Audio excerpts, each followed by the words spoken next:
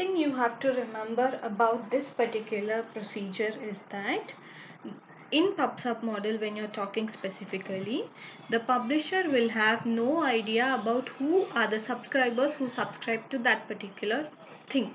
Okay, whereas in the same way, the caller will have no idea about the callee. So who will maintain the details of all of these is the dealer or the broker. So when you're talking about RPC, the dealer will maintain all the information regarding the callee, and in PubSub model, the broker will maintain all the details of the subscribers. Publishers and subscribers will not have any particular intermediate conversation between them, or the caller and the callee will directly not have any contact with them. For example, as I told you all the previous example about the call center, when you're calling the call center, you will not directly call the particular executive, right? You will wait until your call is connected, and then after the call is connected only you will talk to that particular customer care executive. You cannot directly dial to the customer care executive. Who is going to route your particular message?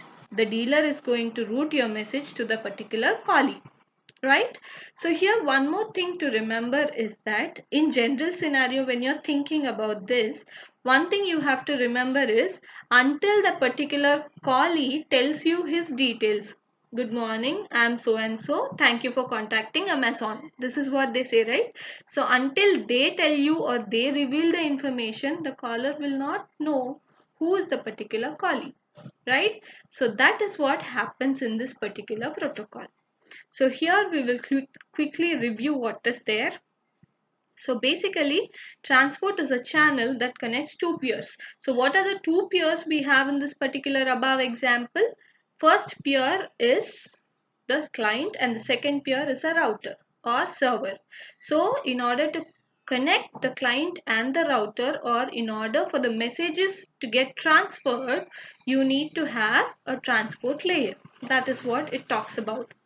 Next you have session is a conversation between the two peers that run over the transport. That means, for example, in PubSub model or in caller callee, that is RPC, if anybody or publisher or subscriber wants to send any message, okay, they try to send it via transport layer. So what happens in transport layer?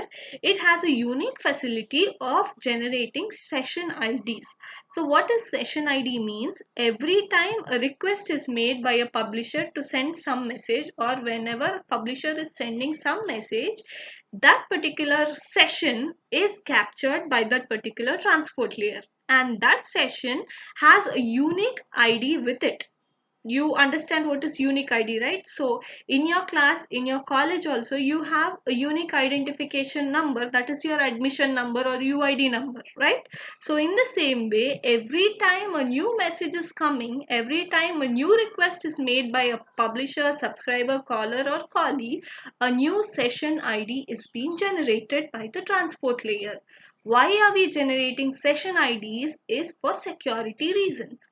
Once you enter the session, only that particular people who are eligible to enter that session are there, and others cannot come there. That is the reason you have college IDs. People who are with the colleges IDs are only allowed to enter college. Otherwise, you're not going to allow every others to come and sit in a college in our classes, right? So that is how it is.